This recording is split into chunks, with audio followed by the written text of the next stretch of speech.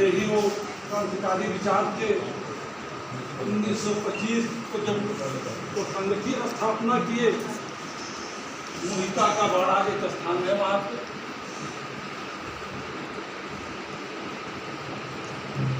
और फिर धीरे धीरे संघ वहाँ से आगे बढ़ा। जैसी जैसी आवश्यकताएं हुई वैसा वैसा और भी संघ के आयाम बनते गए। विश्व हिंदू परिषद, विद्यार्थी परिषद, भारतीय जनता पार्टी, जन संघ इत्यादि। किसी भी संस्था और समिति को चलाने के लिए धन की आवश्यकता होती है। आप लोग अभी छोटे हैं, जब बड़े होंगे तो आपको मालूम होगा कि यदि धन नहीं है तो चलना फिरना समितियों का वो बहुत दिन चल नहीं पाते, अल्पायु होते हैं। सारे स्वयंसेवक कार्यकर्ताओं ने एक मंच कहा कि डॉक्टर साहब आप ही हमारे गुरु बन जाइए, क्योंकि आप ही ने स्थापना किया है। डॉक्टर साहब मतलब डॉक्टर केशव बलराम हेडगेवार। तो उन्होंने कहा कि मैं बन जाऊंगा, ठीक है, लेकिन व्यक्ति कभी भी सत्यवादी, कभी भी निर्दोष नहीं हो सकता। आज वो अच्छा है, कल बुरा हो सकता है। आज मैं अच्छा हूँ, कल मेरे में दोष आ सकता है। किसी ऐसे व्यक्ति का चयन किया जाए जो कि बिल्कुल निर्दोष हो, निष्कलंकित हो, उसके पर कोई दोष न हो, तो ऐसा जुड़ने में फिरने को कोई मिला नहीं। क्योंकि अपनी पद्धति में मानव सदा अपूर्ण रहा है, पूर्ण रूप होते भगवान। अगर मनुष्य है तो कहीं न कहीं उसके अंदर कमियां होंगी ही होंगी।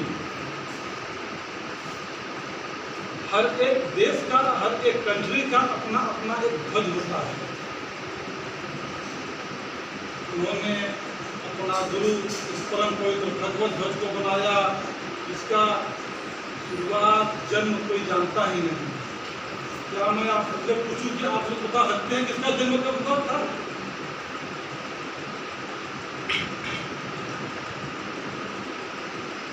अग्नि की बीच की जो लहर होती है उसी के रंग का ये भगवत ध्वज, जिसकी दो फलके एक शौर्य और एक धैर्य को दर्शाती है।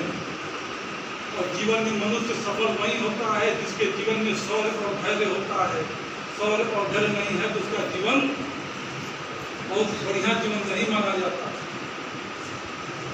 सतयुग में भगवान विष्णु जी जिस ध्वज को लेके लड़े और शांति को स्थापित किए, ये वही भगवत ध्वज है। कालांतर में त्रेता युग में राजा रामचंद्र जी के रथ पे जो ध्वज रहता था वो यही भगवत ध्वज है। जो धर्म का प्रतीक और साहस का द्योतक माना जाता है। बहुत बड़ा महाभारत के सम्राटगढ़ में हनुमान जी महाराज जिस ध्वज को पकड़े हुए थे वो कोई और ध्वज नहीं, वो अपना यही परम पवित्र भगवत ध्वज। इसलिए हम इसे भगवत ध्वज कहते हैं, ध्वज नहीं कहते, परम पवित्र भगवत ध्वज।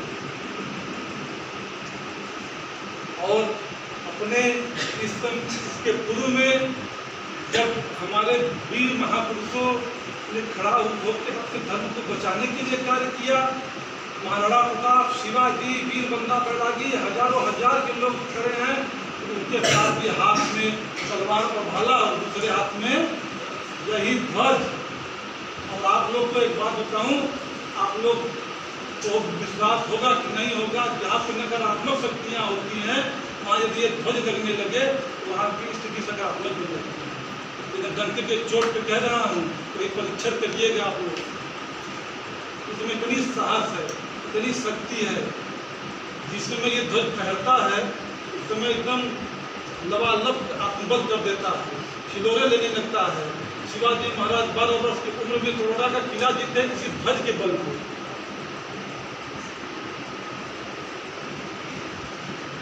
और हम अपने ध्वज को, अपने गुरु को वर्ष में एक बार गुरु पूर्णिमा के अवसर पे अपना सब कुछ जो होता है समर्पण करते हैं।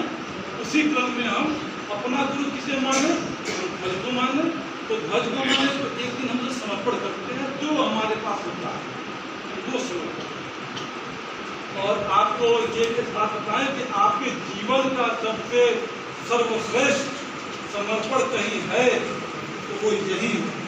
इससे उत्तम सर्वोत्तम सर्वश्रेष्ठ आत्मसमर्पण कभी हो नहीं सकता।